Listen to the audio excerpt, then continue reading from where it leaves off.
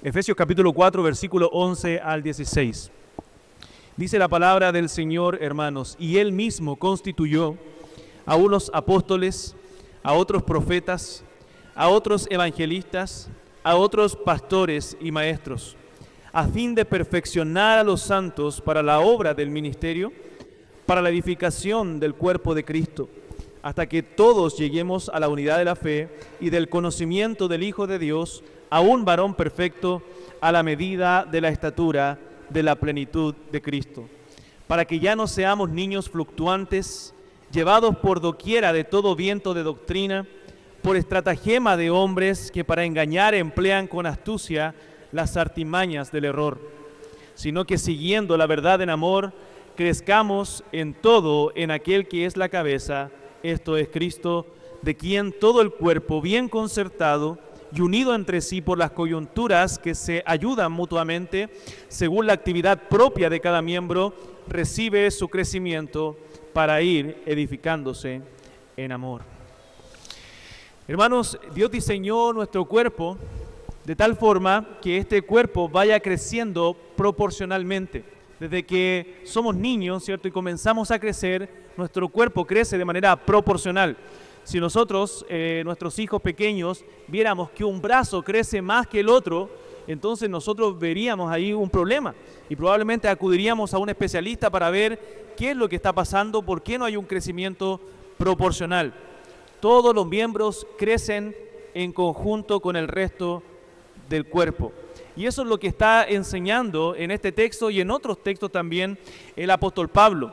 Es así como debe ser el crecimiento de la iglesia. El crecimiento de la iglesia del Señor debe ser un crecimiento proporcional. La iglesia en su conjunto debe crecer. Y Pablo enfatiza en todo este capítulo, en el capítulo 4 del libro de los Efesios, bueno, y en el libro en general, la unidad y el crecimiento que debe haber en la iglesia del Señor.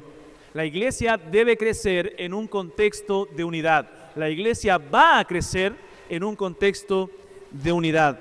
Unidad de espíritu, porque compartimos muchas cosas juntos. La iglesia perseveraba, dice en Hechos capítulo 2, en la comunión unos con otros. Crecemos en esa unión en el espíritu que hay entre los creyentes, pero también en unidad doctrinal. Estamos unidos en la doctrina. No solamente en la comunión, sino en la doctrina. La iglesia perseveraba en la doctrina de los apóstoles, perseveraba en la comunión unos con otros, en el partimiento del pan y en las oraciones, dice Hechos capítulo 2. Tenemos una misma fe. De hecho, esta reunión de iglesias es una reunión de iglesias bautistas reformadas, iglesias que tienen una misma fe en común, un conjunto de doctrinas que nos une. Y sin esa sana doctrina, sin esa unidad doctrinal, no puede haber comunión, no puede haber unión. Yo siempre digo en la iglesia que nuestra unión, nuestra comunión, no es simplemente por tener buenas relaciones, por caernos simpáticos, por caernos bien. Esa unión que nosotros tenemos es en Cristo. Esa unión que nosotros tenemos es en el Padre y en el Hijo.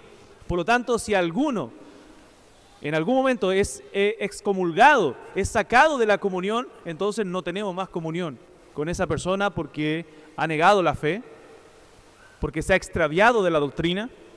Por lo tanto, no podemos tener más comunión, porque nuestra comunión primero es con Dios, es con el Padre y con el Hijo, y a través de la comunión que tenemos con Dios, tenemos comunión y relación los unos con los otros. Entonces el creyente, nosotros como creyentes no debemos estar enfocados solamente en el crecimiento personal, sino también en el crecimiento en conjunto, hermanos. En el crecimiento en conjunto. Cristo salva a individuos, pero los salva para no ser simplemente individualistas, sino nos salva para ponernos en un cuerpo, en un pueblo.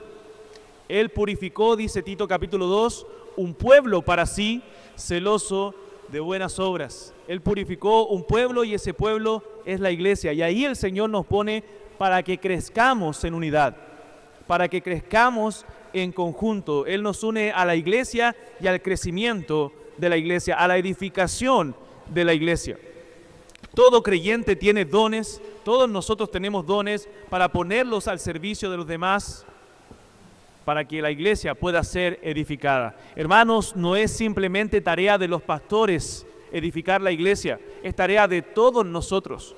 Todos nosotros en conjunto, como piedras vivas, estamos edificando la iglesia del Señor. Y la Biblia dice en 1 de Pedro capítulo 4, verso 10, cada uno de nosotros, según el don que ha recibido, ministrelo a los otros, póngalo al servicio de otros, conforme a la multiforme gracia de Dios. Entonces todos somos responsables de ese crecimiento de la iglesia. Y ahí comienza a decir el apóstol Pablo en el versículo 11 y 12, y puso Dios a algunos en la iglesia. Primero dice que Cristo llevó cautiva la cautividad y dio dones a los hombres, así como los hombres de guerra, los hombres valientes, cuando iban a la guerra, ¿cierto? Ellos sobresalían, así como cuando David, ¿cierto?, mató a Goliat. Habían hombres valientes en la guerra que sobresalían sobre otros e iban y conquistaban y ganaban batallas y se llevaban los despojos de esas ciudades y los repartían con el pueblo. Así Cristo, dice la Biblia, llevó cautiva la cautividad y dio dones a los hombres. ¿Y qué dones dio a los hombres? Y puso en la iglesia. Dice el apóstol Pablo, y él constituyó apóstoles, profetas, evangelistas, pastores, maestros. O sea, nos habla de aquellos dones que el Señor ha puesto en la iglesia para la edificación de los santos, aquellos dones que tienen y oficios que tienen que ver con la palabra, con la enseñanza de la palabra de Dios, como regalos de Cristo para su iglesia. Dios ha regalado dones que tienen que ver con la palabra de Dios a su iglesia para que la iglesia sea edificada, para enseñar la palabra de Dios con el fin de que los santos hagan la obra del ministerio y así la iglesia pueda ser edificada. Entonces, hermanos, los santos debemos estar creciendo unidos y haciendo juntos la obra del ministerio, esta obra que el Señor nos ha encomendado de edificar la iglesia de Cristo. Entonces, ¿cuál es la meta hacia la cual nosotros debemos avanzar? Vamos a leer nuevamente el versículo 13, hermanos, para ver la meta a la cual nosotros debemos alcanzar. Dice el verso 13, hasta que todos lleguemos a la unidad de la fe y del conocimiento del Hijo de Dios, a un varón perfecto, a la medida de la estatura de la plenitud de Cristo. Entonces, según este texto, ¿cuál es la meta hacia la cual nosotros avanzamos? Bueno, se resume este verso que la meta hacia la cual nosotros avanzamos es la madurez. Es la madurez cristiana. La iglesia debe crecer espiritualmente hasta llegar a la madurez. Ese es el éxito de un ministerio. Hermanos, el éxito de una iglesia no está en las actividades, no está en cuántas reuniones en la semana tiene, cuántas juntas tiene la iglesia, no está ni siquiera en el número de personas que tiene. No es si tiene 100, 200, 300, 400. Hay iglesias de miles de miembros que se están perdiendo, que no predican la verdad, que no predican la sana doctrina. Entonces la meta no es eso, no es los números, no es el dinero que la iglesia tiene en la cuenta, ni cuánto la iglesia reúne mensualmente. El apóstol Pablo describe la madurez cristiana como la meta a la cual nosotros debemos alcanzar. El crecimiento espiritual, que los creyentes puedan llegar a alcanzar la unidad de la fe y el conocimiento de Jesucristo hasta que todos lleguemos a ser como Él en su plenitud. Esa es la meta, hermanos, hacia la cual nosotros corremos. La unidad de la fe y el conocimiento del Hijo de Dios. ¿Qué quiere decir el apóstol Pablo con fe cuando se refiere a la fe aquí en este pasaje?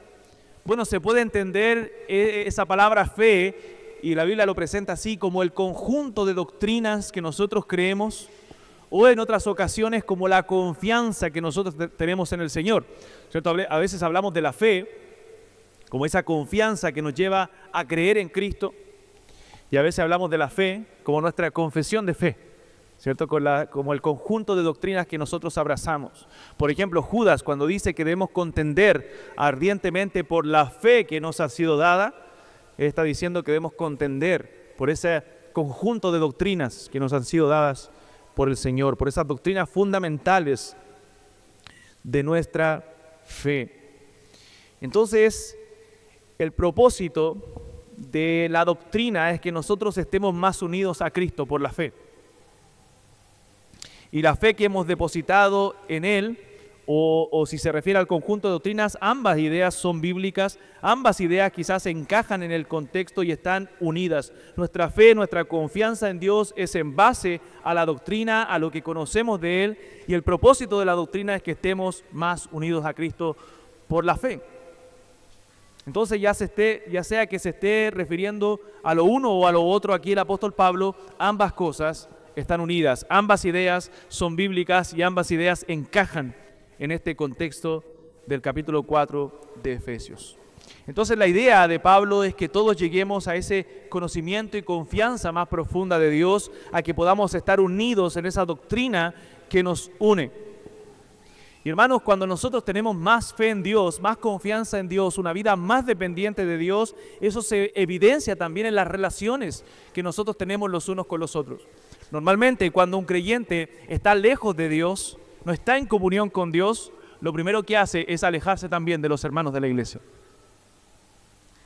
¿No han notado eso? Nos pasa a nosotros también, cuando nos alejamos un poquito del Señor, ya queremos salir rapidito del culto. Llegamos 5 minutos más tarde, para que los hermanos no nos pregunten cómo estamos. Pero cuando estamos en mayor comunión con el Señor, mayor dependencia con Cristo, eso también se evidencia, se manifiesta en la vida práctica. Estamos en comunión los unos con los otros.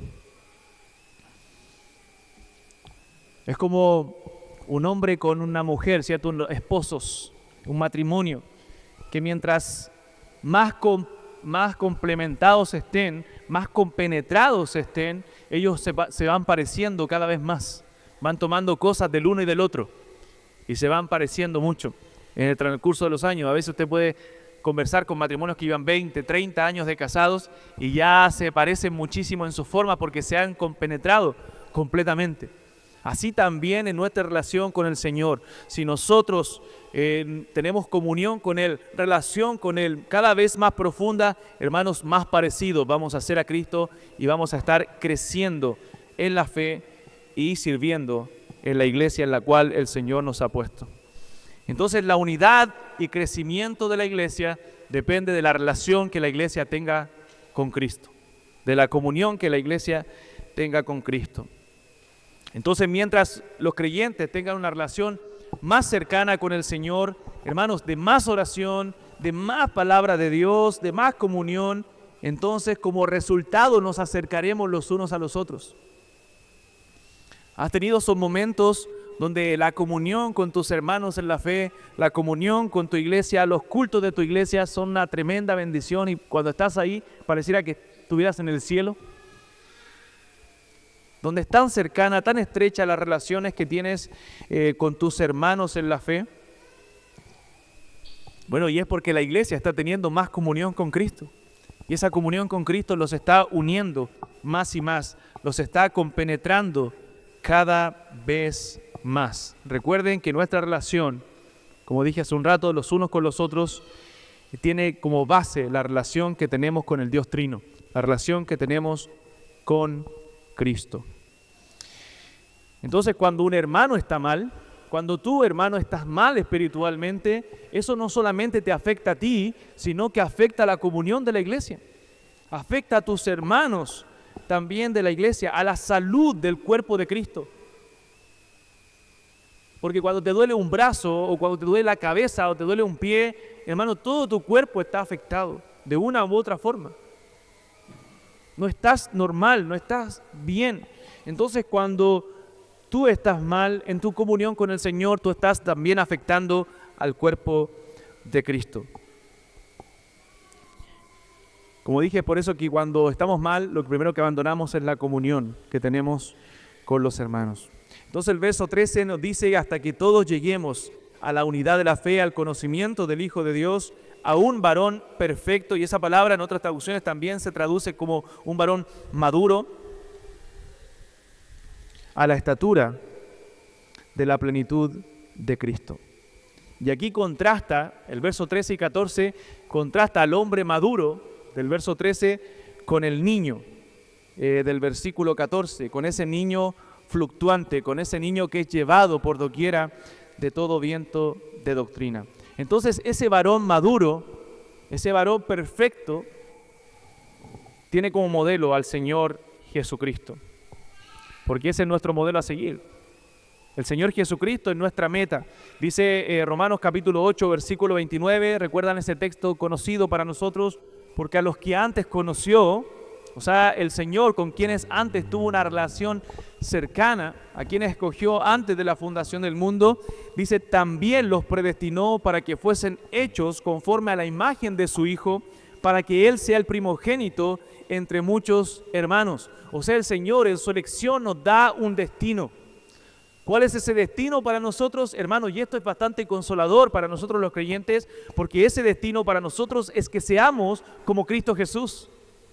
Nosotros un día seremos como el Señor Jesucristo. Él nos predestinó para que fuésemos hechos como Cristo.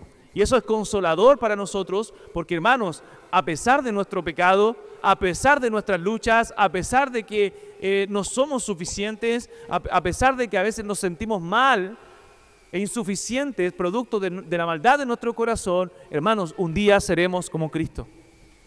Un día seremos como el Señor Jesucristo, porque fuimos predestinados para ser hechos conforme a su imagen. Y ese es el estándar que tenemos como individuos, ese es el estándar que tenemos como iglesia, ese es el estándar que tenemos nosotros como cristianos, ser más como Cristo. Y en eso estamos trabajando como iglesias del Señor. En eso debemos trabajar, en querer ser cada día más como el Señor Jesucristo. Conformar nuestro carácter al carácter santo del Señor. Cristo nos dejó ejemplo, dijo Pedro, para que sigamos sus pisadas. Me gusta el texto en 2 Corintios, capítulo 3, versículo 8, donde dice el apóstol Pablo, por tanto nosotros todos, dice él, mirando a cara descubierta como en un espejo la gloria del Señor, somos transformados de gloria en gloria en la misma imagen como por el Espíritu del Señor. O sea, nosotros miramos a cara descubierta la gloria del Señor y al verlo somos transformados. Estamos en ese proceso de transformación, en ese proceso de santificación que el Señor está obrando en nosotros. Y por el Espíritu del Señor somos transformados de gloria en gloria a la misma imagen del Señor. A esa imagen que vemos, a ese modelo que tenemos enfrente, estamos siendo transformados. Entonces, hermanos, esa es nuestra meta, ese es el camino que nosotros estamos siguiendo, la medida de la estatura de la plenitud de Cristo. Sabemos que de este lado de la eternidad es imposible alcanzar esa meta, pero del otro lado un día lo alcanzaremos. Pero ¿qué hacemos de este lado? Estamos en el proceso, estamos en el camino. El proceso ya está caminando desde que somos salvos. Aquel que comenzó en vosotros un día la buena obra, la va a perfeccionar hasta el día de Jesucristo. Un día esa obra se completará, esa obra se perfeccionará cuando nosotros estemos con Cristo Jesús. Pero esa obra ya comenzó en el momento de nuestra salvación. El proceso está en camino desde que somos salvos. Entonces, hermanos, esa es nuestra meta, la madurez espiritual. Punto número 2, ¿cuáles son las marcas que evidencian este crecimiento en la vida cristiana? Bueno, el apóstol nos dice aquí en estos versos cuáles son esas marcas que evidencian el crecimiento. La madurez. Número 1, versículo 14. Verso 14. Dice, para que ya no seamos niños fluctuantes, llevados por doquiera de todo viento de doctrina, por estratagema de hombres que para engañar emplean con astucia las artimañas del error. O sea, en este texto, ¿cuál es la marca que evidencia el crecimiento? Bueno, número 1, hermanos, la estabilidad doctrinal. Estabilidad doctrinal. Un cristiano maduro no va a ser arrastrado por doctrinas falsas. No será arrastrado por doctrinas que surgen y soplan de un lado para otro. Y dice este texto, para que ya no seamos niños fluctuantes. Y la palabra fluctuante quiere decir, o la idea que nos da la palabra en griego, es la idea de un barco arrastrado, que es sacudido en una tempestad por las olas de un lado a otro. Entonces, una de las evidencias de que nosotros estamos siendo maduros, estamos en ese camino de madurez, es la estabilidad doctrinal. Ya no somos niños que son arrastrados de un lugar a otro. Los creyentes inmaduros son llevados por los vientos huracanados de las falsas doctrinas, esos vientos doctrinales que quieren engañar a aquellos que son inmaduros. Las novedades religiosas, las nuevas teorías, siempre andan buscando algo nuevo, los inmaduros. Entonces la inestabilidad doctrinal, la falta de convicciones firmes en nuestros corazones es una clara señal de inmadurez. Y hay una etapa de inmadurez en nuestras vidas cuando nosotros nos convertimos y estamos aprendiendo y estamos siendo enseñados, pero no podemos ser eternamente niños. Debemos conocer la doctrina. Hay personas, hermanos, yo me he encontrado con muchas personas que ven un video de YouTube y cambian de posición. Por un simple video de YouTube de 15 minutos. Cuando para cambiar una posición doctrinal, y el pastor Miguel estará de acuerdo conmigo en esto, debemos estudiar años un tema. Años un tema. Por ejemplo, si usted quiere cambiar de una posición escatológica o no está seguro de su postura escatológica, bueno, debe estudiar por años esa doctrina para poder tener una postura.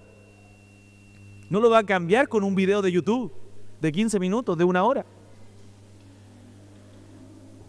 Pero eso es una señal de inmadurez espiritual. En cambio, una persona madura conoce las Escrituras.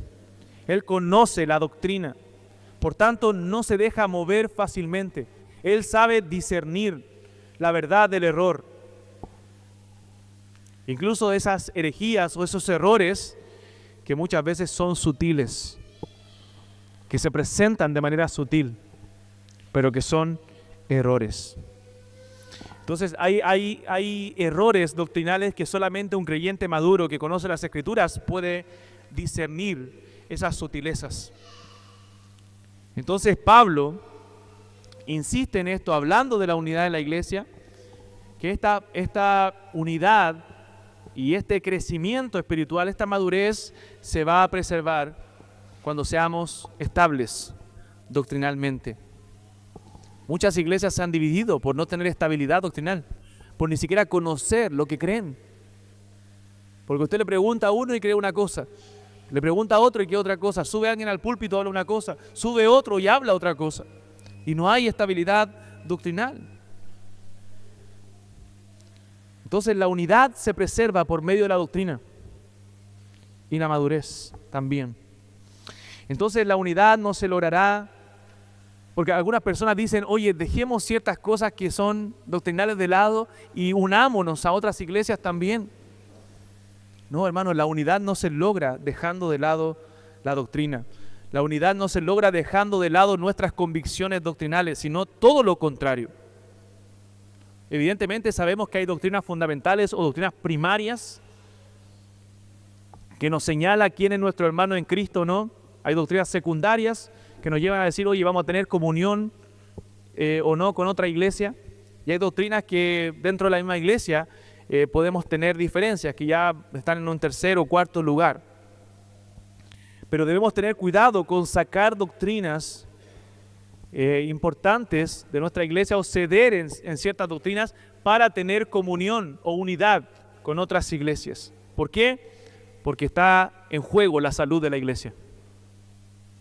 Puedo poner en juego la salud de la iglesia por querer tener relación con otras iglesias que probablemente no sean de sana doctrina. Entonces no podemos decir con ligereza, dejemos de lado ciertas convicciones, dejemos de lado ciertas doctrinas para tener comunión, para que haya unidad. No, porque la unidad es con el Padre y con el Hijo. La unidad debe ser una unidad doctrinal también. El apóstol Juan lo presenta así en su segunda carta, cuando él dice, si alguno no trae la doctrina de Cristo, ni siquiera le recibáis en casa, ni le digáis bienvenido, porque el que le dice bienvenido participa de sus malas obras. ¿Se da cuenta de lo que está diciendo el apóstol Juan? Él está diciendo, es necesaria la división. Es necesario no tener comunión con aquellos que no traen la sana doctrina. Porque al tener comunión con aquellos que no traen la sana doctrina, lo que pones en juego es la salud de la iglesia. Es la salud espiritual de la iglesia.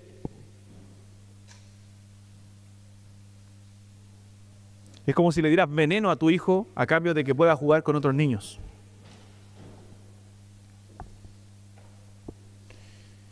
Entonces debemos tener cuidado con eso, con las artimañas, dice el texto también, para que no seamos niños fluctuantes llevados por doquiera de todo viento de doctrina por estratagemas de hombres que para engañar emplean con astucia las artimañas del error.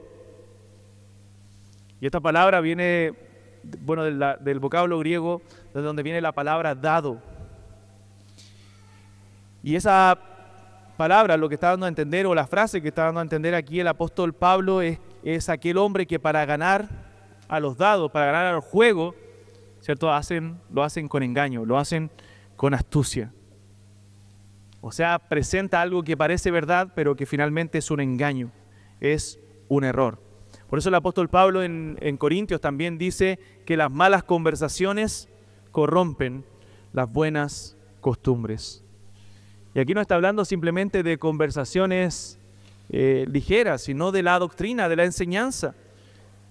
Que las falsas enseñanzas, hermanos, corrompen la sana doctrina. El error daña.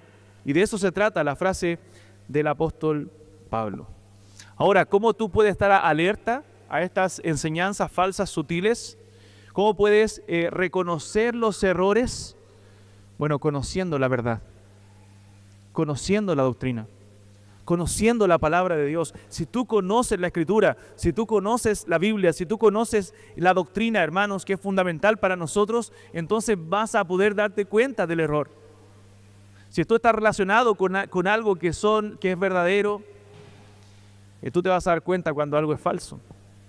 Siempre se toma el ejemplo de los cajeros de los bancos, ¿cierto? Que ellos están tan familiarizados con los billetes verdaderos que cuando aparece ahí uno falso, ellos se dan cuenta.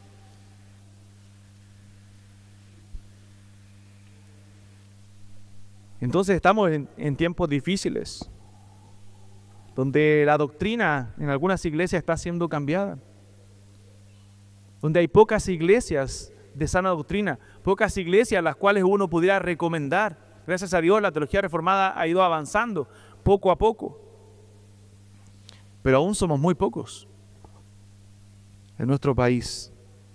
Entonces hoy más que nunca debemos estar claros en lo que creemos, claros en la fe que confesamos. No podemos sacrificar el evangelio, no podemos sacrificar la doctrina porque está en juego la salud de la iglesia, porque está en juego la salvación eterna de las almas, porque está en juego el honor de Cristo y porque lo que hacemos no es un juego.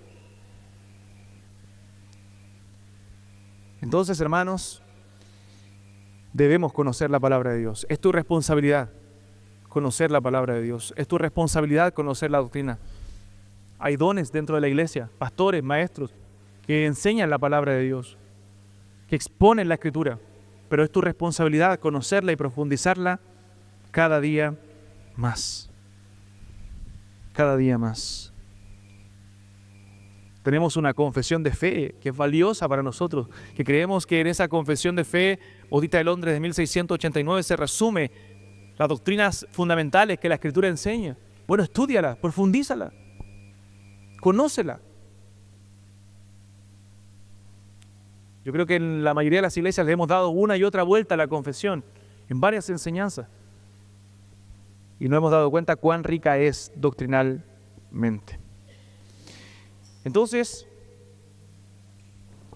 una de las evidencias que estamos caminando hacia el crecimiento cristiano es la estabilidad espiritual, hacia la madurez. Hay estabilidad doctrinal.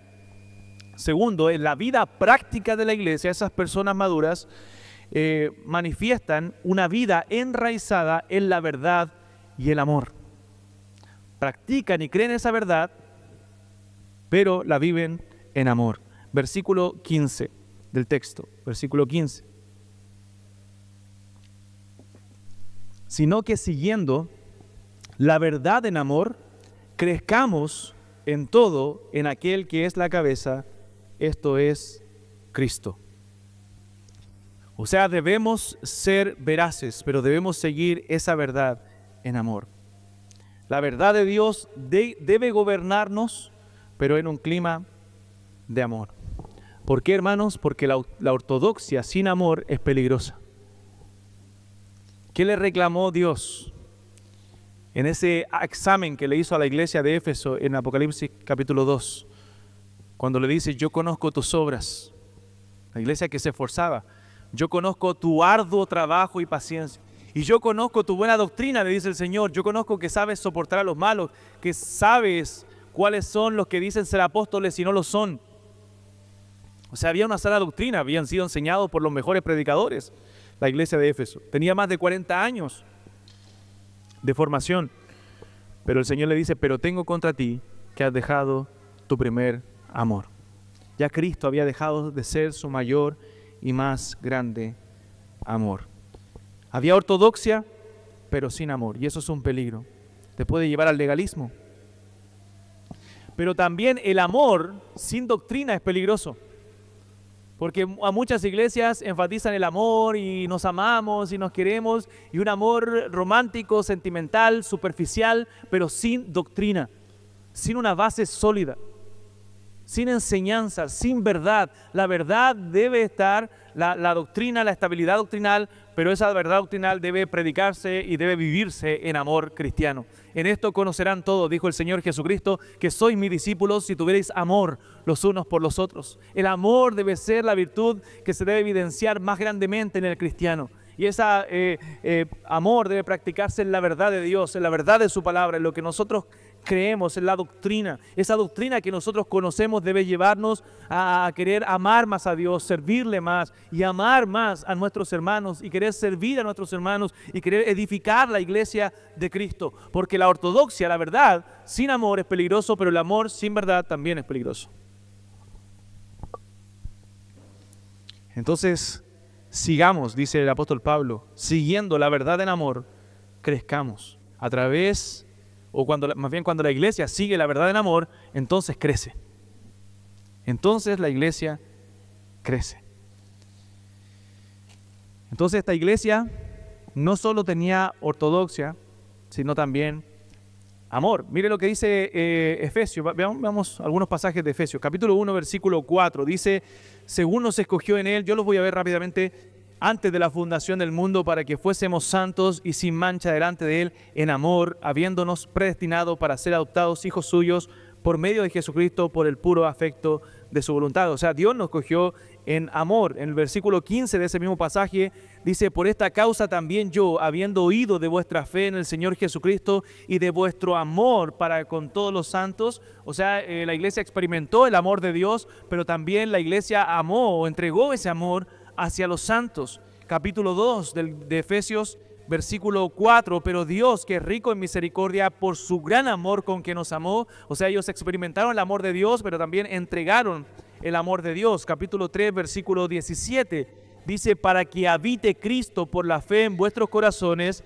a fin de que arraigados y cimentados en amor, seáis plenamente capaces de comprender con todos los santos cuál sea la anchura, la longitud, la profundidad y la altura, y de conocer el amor de Cristo.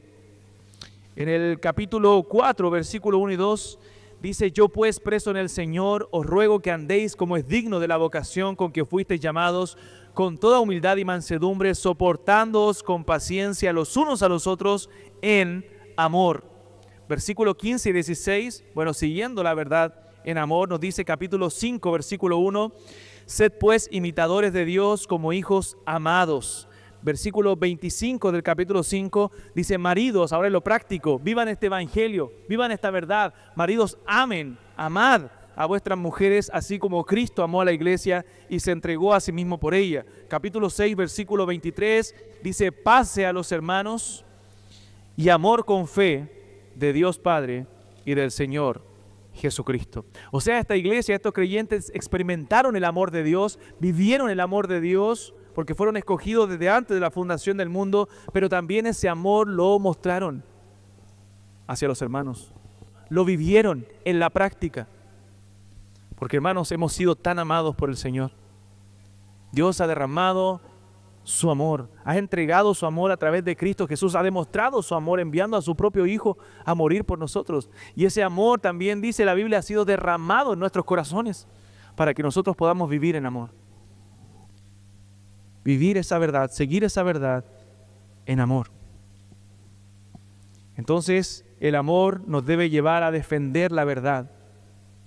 Y el amor se demuestra a través de esa verdad. Entonces debemos seguir la verdad en amor. Entonces, hermanos, nuestra meta es ser como Cristo en todo. Ser como nuestro Señor Jesucristo. No puede quedar ningún aspecto de nuestra vida fuera de esto.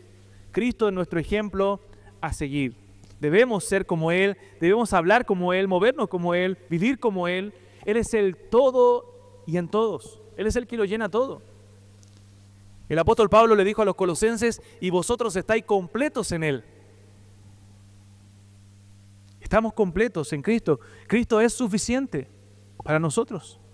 Cantábamos recién en el último canto: satisfecho en Él pleno estoy. ¿Estás pleno en Cristo? ¿Estás satisfecho en Él? Bueno, Él es nuestra meta a seguir hasta que todos lleguemos a la estatura de la plenitud de Cristo. Entonces, hermanos, las señales de esa estabilidad, de esa madurez espiritual es la estabilidad doctrinal y también una vida cristiana que vive la verdad en amor. Y por último, ¿cuál es el proceso a través del cual nosotros avanzamos hacia la meta? Bueno, versículo 16. Versículo 16. Dice: de quien todo el cuerpo, bien concertado y unido entre sí por todas las coyunturas que se ayudan mutuamente, según la actividad propia de cada miembro, recibe su crecimiento para ir edificándose en amor. O sea, Pablo vuelve a la figura del cuerpo humano para referirse a la iglesia. Somos un cuerpo. Y él habla de la obra de Cristo en nosotros. El cuerpo recibe su crecimiento en Cristo. Crecemos, hermanos, por nuestra unión con Cristo. Estamos tan unidos a Cristo desde nuestra salvación que la Escritura dice que nada nos puede separar del amor de Cristo. Tribulación, angustia, persecución, hambre, desnudez, peligro, espada, absolutamente nada nos puede separar de esa unión vital con Cristo que nosotros tenemos. Y esa unión que tenemos con Él nos lleva a crecer, porque no depende de nosotros, ni aún el crecimiento, a pesar de que el Señor nos llama a esforzarnos, nos llama a santificarnos. Bueno, Él está haciendo la obra en nosotros, Él está completando esa obra en nosotros, porque estamos unidos a Él, a la cabeza, quien es Cristo.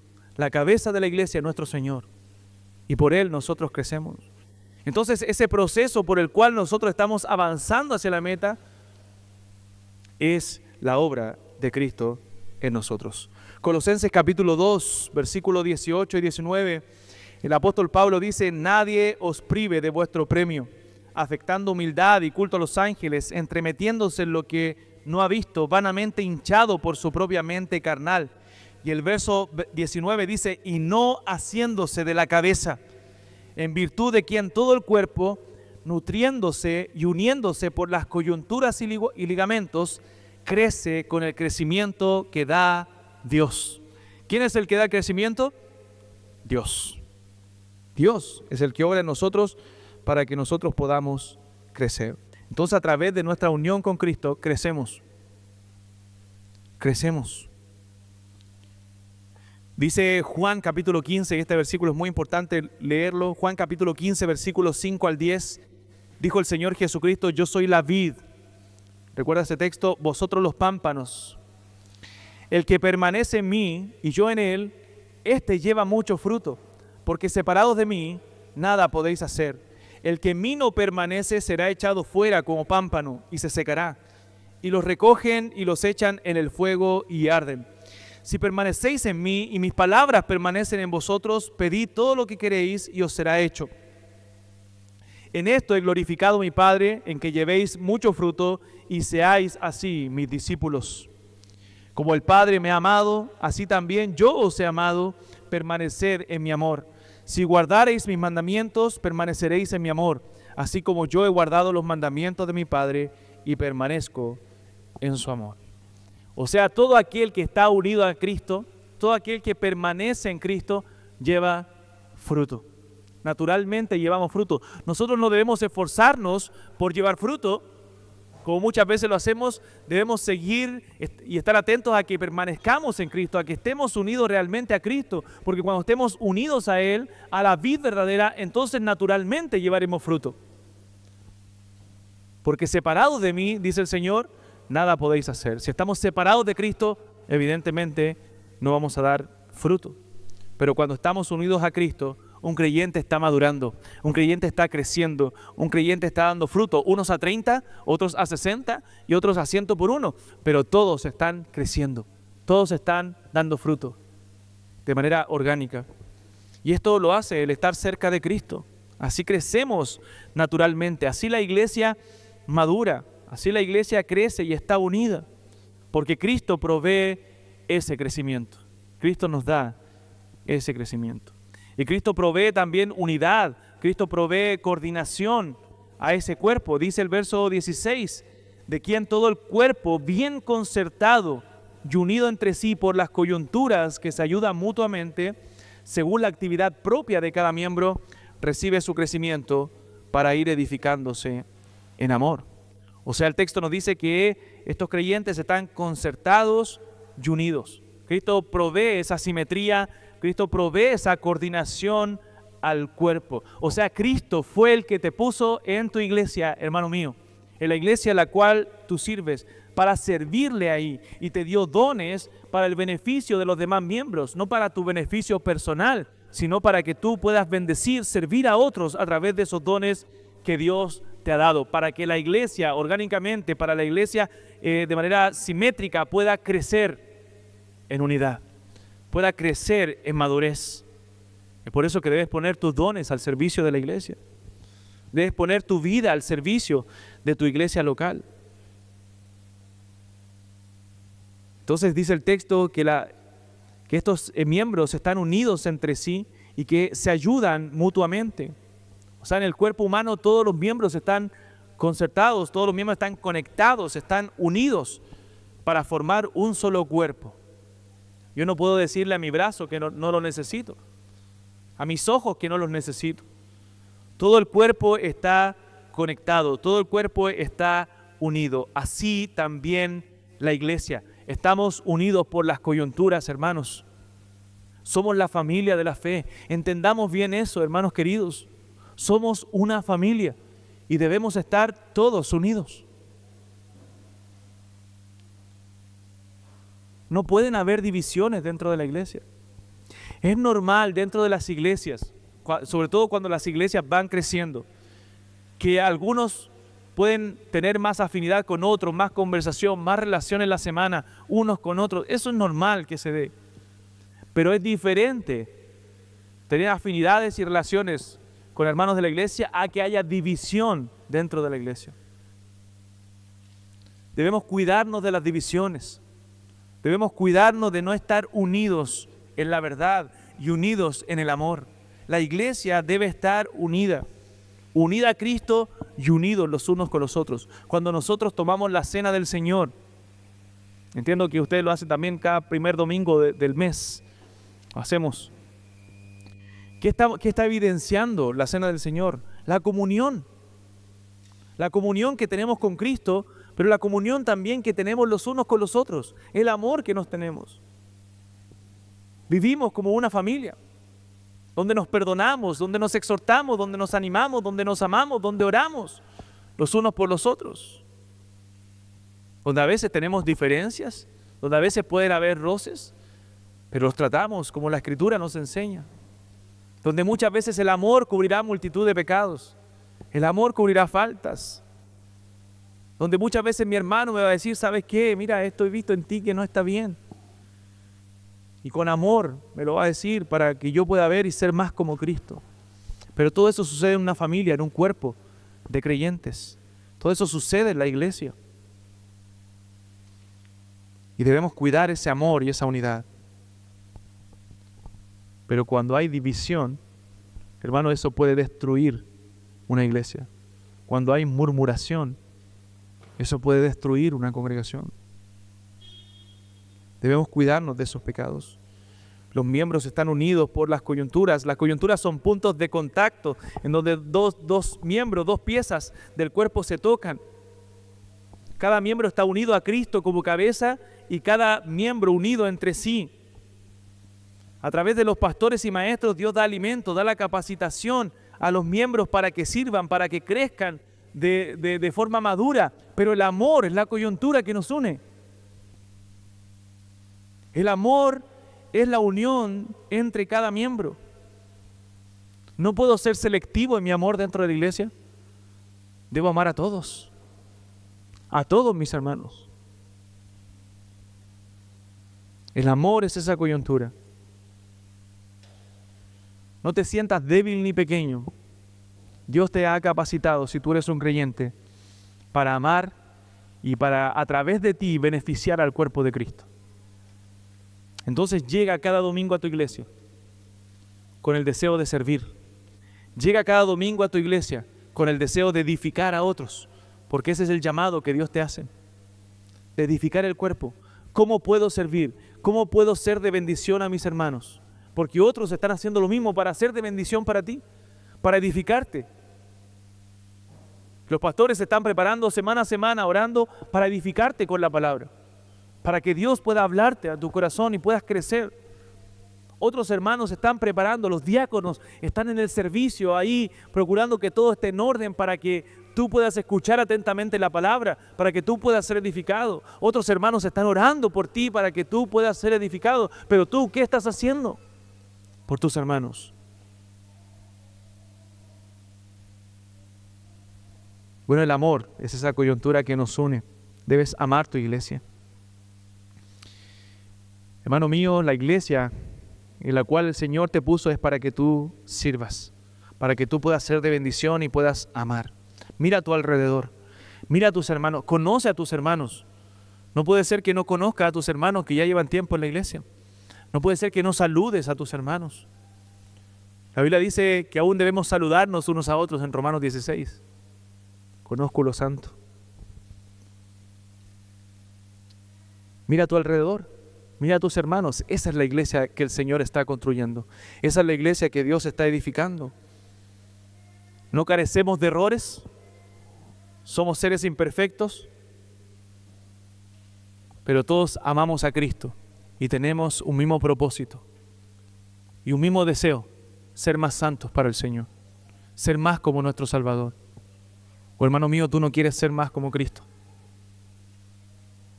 Todos tenemos ese mismo propósito, ese mismo deseo si somos hijos de Dios.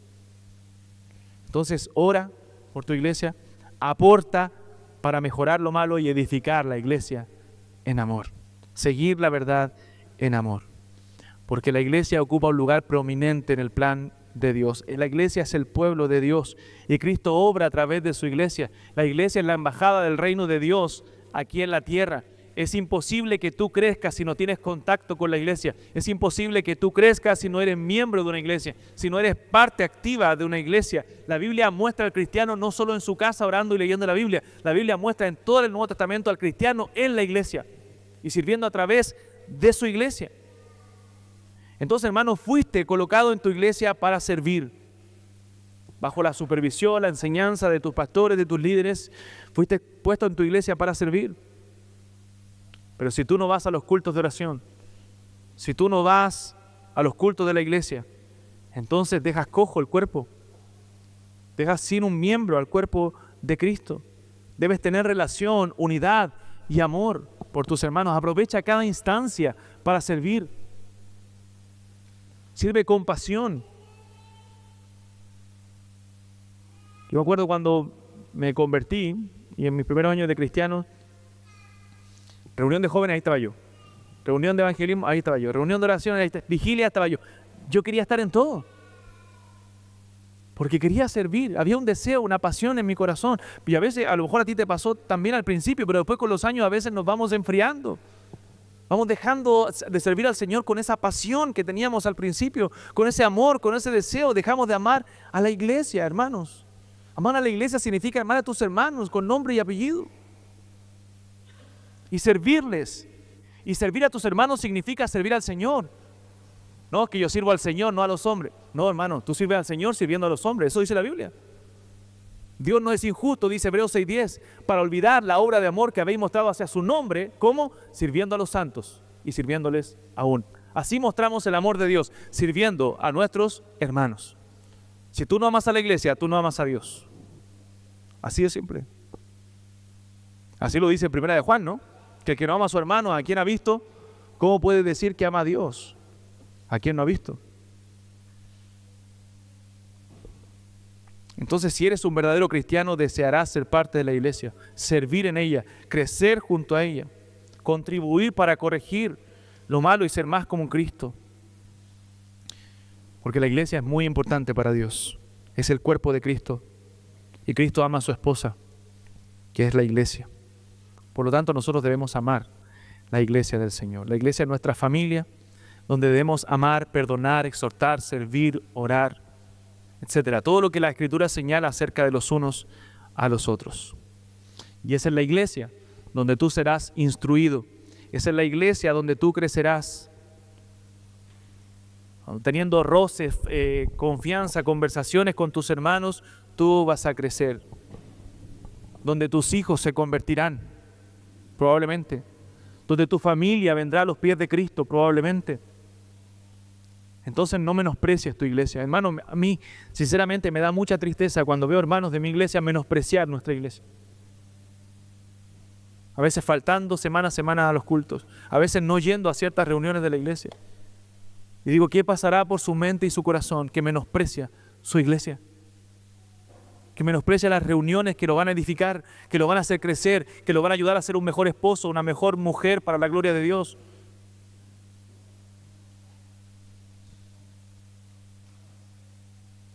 Desinterés por la iglesia es inmadurez. En algunos casos. En otros casos es falta de conversión. Necesidad de nacer de nuevo. Entonces, hermanos, es muy importante la unidad de la iglesia. Y es algo que debe ser preservado por nosotros. El diablo, recuerden esto, quiere destruir la iglesia. El diablo quiere dividir la iglesia. Pero Cristo quiere a su iglesia unida. El Señor nos ayude a estar en unidad, a seguir la verdad en amor, y que en esa unidad crezcamos y seamos cada día más como nuestro Señor Jesucristo. Oremos.